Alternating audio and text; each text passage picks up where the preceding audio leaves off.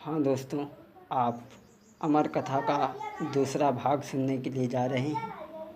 भगवान शिव कथा सुनाने के लिए बैठ गए। कथा सुनाने से पहले सारा वन प्रांत खाली करवाया। एक खोह में बांझ तोते का अंडा पड़ा रह गया और जैसे ही कथा शुरू हुई उस बांझ अंडे में जीव प्रकट हो गया। कैसी है कथा?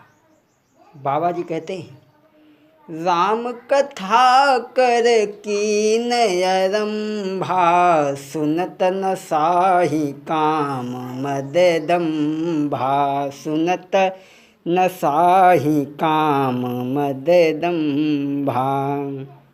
राम कथा कर कीन आरंभा, सुनत न साहि काम मद दंभा। दुश्मन तो हमारे दो ही प्रकार के हैं, एक अंदर के, एक बाहर के। बाहर वालों को तो हम जानते हैं, देखते हैं, होशियारी भी कर ले जाते हैं, लेकिन अंदर वालों को हम जान भी नहीं पाते, धोखा देते हैं। काम, क्रोध, लोभ, मोह, अहंकार, ये अंदर के दुश्मन हैं।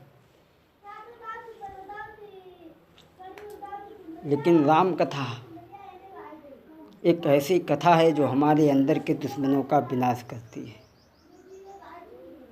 3-4 दिन तक तो सती जी हूँ करती रहीं, सो गई। वो अंडा बच्चा बन गया। उसने सोचा अगर हूँ बंद हो गई तो कथा बंद हो जाएगी, इसलिए उसने हुंकारी भरना शुरू कर दिया। 3-4 दिन तक तो सती जी सोती रहीं, जगती रहीं। उसके बाद में सो गई। तोते के बच्चे ने हाँ करना चालू कर दिया। जैसे ही कथा 7वें दिन पूरी भई, जयकारा बोला जाता है, बोले सच्चिदानंद भगवान की। चौंक गई। बोले का कथा हो ही गई? बोले हुई गई। बोले हमें तो सुनी ना यही।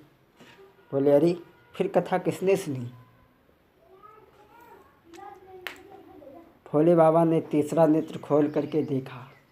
वो सुआ भागा। भगवान शिव उसके पीछे त्रिशूल लेकर के भागी। भागता जा रहा। ब्रह्मा जी के पास गया, विष्णु जी के पास गया। अब वहाँ ब्रह्मा विष्णु क्या करे? महाकाल पीछे पड़ा। वेद व्यास की पत्नी छत पर खड़े होकर के सूरज महाराज को जल दे रही थी, पूजा अर्चना कर रही थी। नेत्र को बंद करके, मुट्ठी को बंद करके सूरज महाराज को पूजन कर रही हैं, वंदना कर रही हैं। जैसे ही ओम शब्द बोला तो वो मोह में घुस गए। बस भगवान शिव यहीं से लौट आए। ये तोते का बच्चा 12 वर्ष तक गर्भ में रहा। जब माँ को परेशानी हुई तो कहा, भाई निकलो बाहर, कौन हो तुम? बोले ऐसे नहीं निकलेंगे, पहले हमें वचन दो कि संसार की आसक्ति हमें ना सतावे। बोले ठीक है, नहीं सताएगी। सुखदेव जी ने जन्म लिया।